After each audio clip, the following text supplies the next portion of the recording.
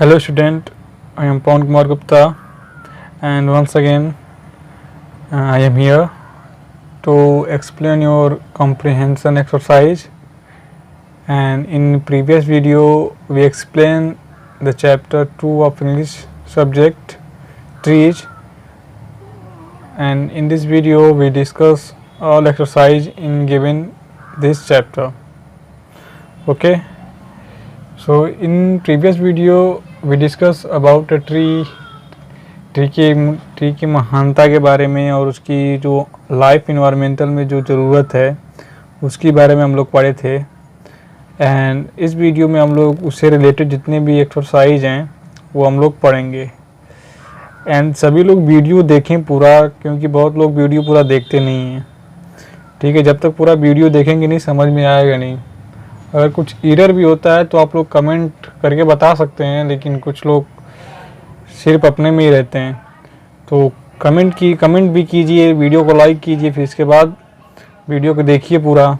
ठीक है, तो चलिए अब लोग पहले यहाँ पे एक्सरसाइज को यहाँ पे करते हैं। तो फर्स्ट है, एक दिया हुआ है, इस पूरी तरह से पूरी पैरा दिया हुआ है, एक सेंटेंस पूरा दिया हुआ है, उसको फिल करना है। वहाँ पे ऑप्शंस भी यहाँ पे दिए हुए हैं, तो अकॉर्डिंग टू द पोएम इसको फिल करना है। फर्स्ट है, the poem trees is about the effect of changing seasons on tree. जो पोएम है ट्री इज अबाउट इफेक्ट, उसकी जो इफेक्ट है वो किस पे चेंज होता है। जो सीजन्स हैं यानी जो मौसम है उसके चेंज पे क्या होता है, पेड़ों पे प्रभाव पड़ता है on tree. It is also about the relation between plants and human.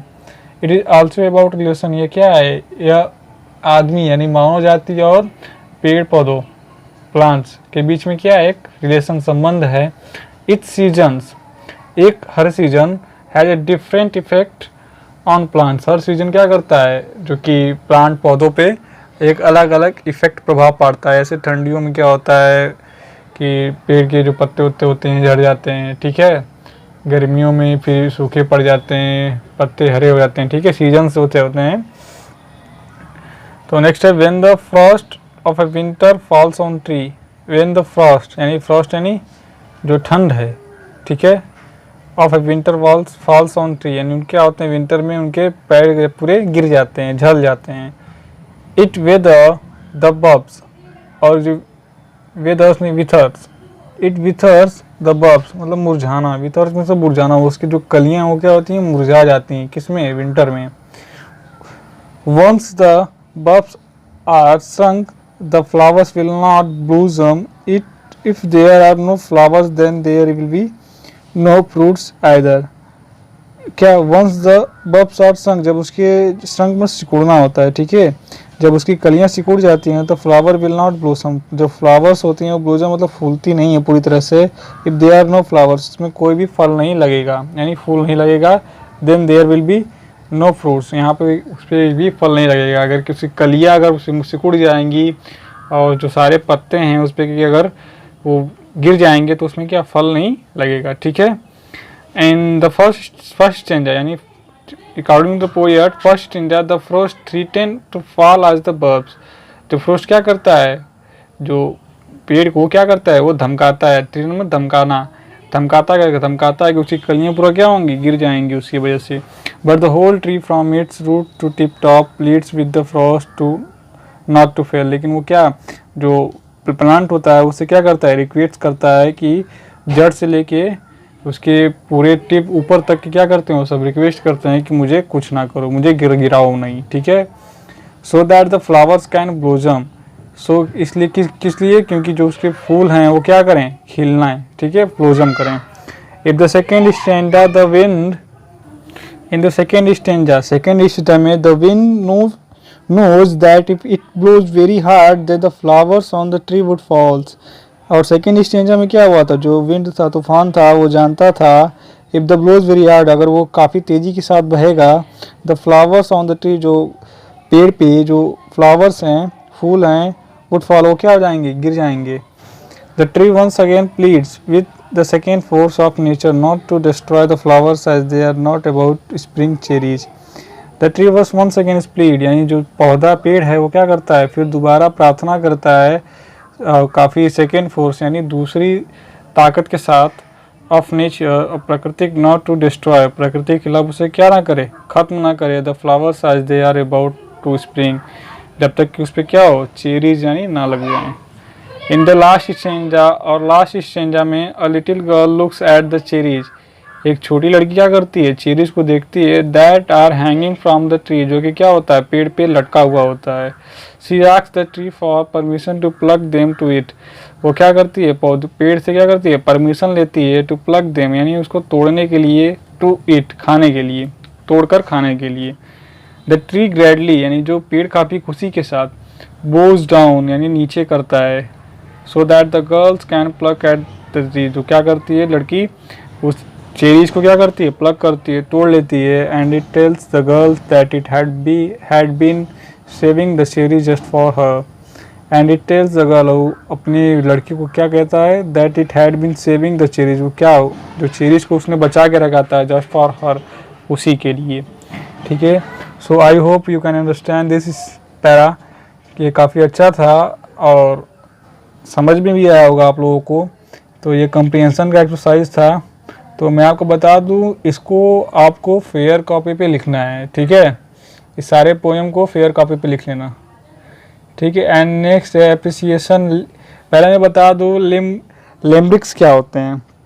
लिम्बिक्स वैसे होते हैं जैसे कि जो इसका रिदम होता है, जो प्रोनाउंसिएशन होता है, प्रोनाउंसिएशन वो जैसे दो स्टेंजा में सेम रहेंगे, फिर दो स्टेंजा में सेम रहेंगे, फिर लास्ट में कुछ अलग रहेगा। ठीक है, जैसे मैं आपको यहाँ पे दिखा दूँ, जैसे यहाँ पे है पहला वाला, अगर मैं ये लाइन पढ़ूँ sentence, ready with leave the with above this to the tree, tree glee stand hand plea. ऐसे पहले वाला जो पहला वाला सेंटेंस है उसमें क्या है, ट्री ग्ली, ये दोनों क्या है, आपस में सेम है।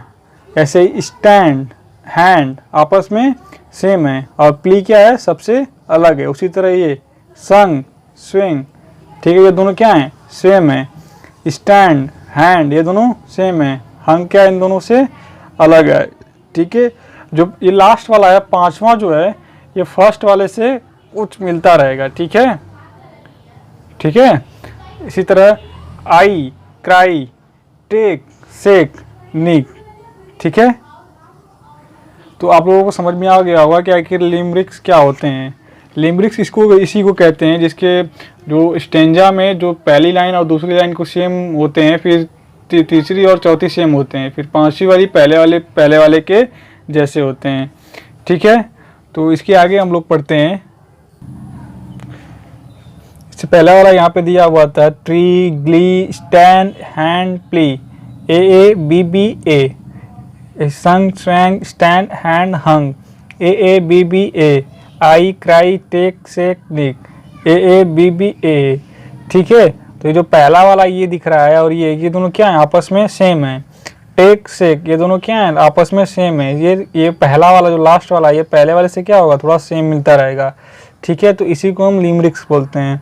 ठीक है, तो इसके बारे में पढ़ लेते हैं यहाँ पे। A poem with this type of rhythm scheme is called limericks. Limericks have 5 lines in each stanza. Limericks में क्या होते हैं, 5 लाइन होते हैं एक स्टेंजा में, 5 लाइन, और जो फॉलो करते हैं किसको, ए बी बी ए, यानी पहले वाला जो रहेगा वो दूसरा वाला सेम रहेगा, तीसरा चौथा सेम रहेगा, और पांचवा वाला पहले वाले से मिलता रहेगा। ठीक है, इसी को लिमरिक्स बोलते हैं। तो यहाँ तक आप लोग पढ़ लीजिएगा। जो choose the correct words are the brackets to complete the following poem in the limericks pattern. मैं एक्सरसाइज जो दिया हुआ है मैं इसको करा दे रहा हूँ। There was once young land from Finland. ठीक है, who wanted to sail to England, यानी फिनलैंड से मिलता हुआ वर्ड कौन सा है इसमें अगर मैंने फिनलैंड भरा है तो इससे फिनलैंड से मिलता जुलता कौन है, बताओ। फिनलैंड दोबारा तो होगा नहीं, कोई दूसरा ही होगा। इंग्लैंड, लैंड एंड AND मिल रहा है ना, यानी इंग्लैंड। उसी तरह तीसरा, ही वॉज नॉट ब्लाइंड, वो क्या अंधा नहीं था, but fated to lose his mind, सिर्फ ब्लाइंड माइंड, ND। ठीक है, फेटेड मतलब किस्मत होता है, ठीक है। Fate had it and he was stuck in Midland, यानी पहले वाले से क्या थोड़ा मोड़ा मिलता रहेगा, ए एन डी मिल रहा है ना, लैंड लैंड लैंड मिल रहा है ना, तो ऐसे ही पढ़ते हैं, ठीक है। अब इसके आगे आपको दिया हुआ है try to write your own limerick, remember limerick are for fun and don't need to make too much sense, यानी क्या आप अपने अनुसार कोई 5 लाइन का एक स्टेंजा लिखिए जिसमें क्या फॉलो करता हो लिमरिक को, ठीक है। सो ये आपका होमवर्क रहेगा कि आप 5 लाइन का एक स्टेंजा लिखें जो कि फॉलो करता हो लिमरिक को, ठीक है। और इसको व्हाट्सएप ग्रुप में उसको सेंड करना, मैं चेक करूँगा, ठीक है। और यहाँ पे नेक्स्ट एक्सरसाइज आपको दिया हुआ है, जैसे यहाँ पे एक्सरसाइज फिल करना है, there was as well as, ऐसे ही जैसे पहले आप फिल करके दिखा दिया है, तो इसको फिल करना है। तो मैं इसको होमवर्क में आप करेंगे तो चलिए ठीक है, कोई बात नहीं, मैं करके दिखा दे रहा हूँ, ठीक है। देयर वंस वाज, मान लीजिए यहाँ पे लेडी लिखा था तो हम लोग यहाँ पे मैन ले रहे हैं, ठीक है। There once was a man from Africa, ठीक है, from Africa, all the while he hoped to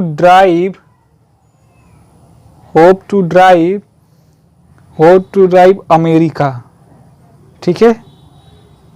C America America, यानी दोनों क्या आ रहे हैं, मिलते नहीं रहे, लिमिक्स में मिल रहे हैं ना, अफ्रीका अमेरिका। उसी तरह so he decide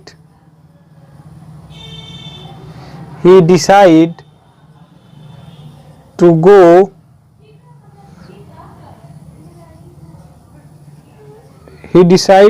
drive, okay, he decide to go drive। तो नेक्स्ट यहाँ पे एंड विथ हिज किसी के साथ ले लीजिए या वाइफ के साथ ले लीजिए, ठीक है, वाइफ, विथ हिज वाइफ। अब ड्राइव से मिलता हुआ कोई शब्द बताइए, जैसे विथ हिज वाइफ ड्राइव, कोई भी एक वर्ड ले, विथ ड्राइव भी लिख सकते हैं यहाँ पे, ठीक है, विथ ड्राइव। और आगे का ऐसा ही फिल करना है तो आप लोग कीजिएगा। नेक्स्ट में एक्टिविटी जो यहाँ पे है, वर्ड सॉन्ग क्या गलत है उसके बारे में मैं पढ़ाऊँगा, मतलब फिगर यहाँ पे एक दिया हुआ है, इसके अनुसार मुझे यहाँ पे फिल करना है। ऐसे लिखा है, पहला क्वेश्चन है what is wrong with the car shown, यानी जो फिगर में दिखा रहा है उसके साथ क्या गलत हो रहा है। तो मैंने यहाँ पे ऐसे लिखा है the car is polluted the environment, जो कार है वो क्या कर रहा है, इन्वायरमेंट को पॉल्यूट कर रहा है, गंदा कर रहा है, ठीक है। तो ये आप अपना भी सेंटेंस बना के कुछ भी लिख सकते हैं, कोई ज़रूरी नहीं है कि जो मैं लिखा हूँ वही लिखेंगे। तो जो आपको लगे कि ये अच्छा है तो ये भी लिख सकते हैं, लेकिन मैंने आपको समझाने के लिए यहाँ पे लिख दिया है। सेकंड है who is responsible for the car problem, the car owner is responsible for this, जो ये हो रहा है इसका रिस्पॉन्सिबल कौन है, कार का वो ऑनर है, ठीक है, मालिक है। What would you do if you see a car like this, अगर आप ऐसे देखेंगे कार को तो क्या करेंगे। I will suggest to car owner to repair in shop, मैं सजेस्ट क्या करूँगा कार ऑनर को कि वो रिपेयर करे, रिपेयर कराया जाके शॉप पे, ठीक है। नेक्स्ट हम लोग देखेंगे, यहाँ पे दिया हुआ है, यहाँ पे मैं एक लास्ट वाला मैं बता दे रहा हूँ, और जिसके बाद ये दो बचे हुए हैं ये दोनों आपके होमवर्क रहेंगे, ठीक है। तो ये वाला मैं बता दे रहा हूँ, is the women doing the right thing, जो पानी दे रही है पौधे में औरत, ये सही है गलत है।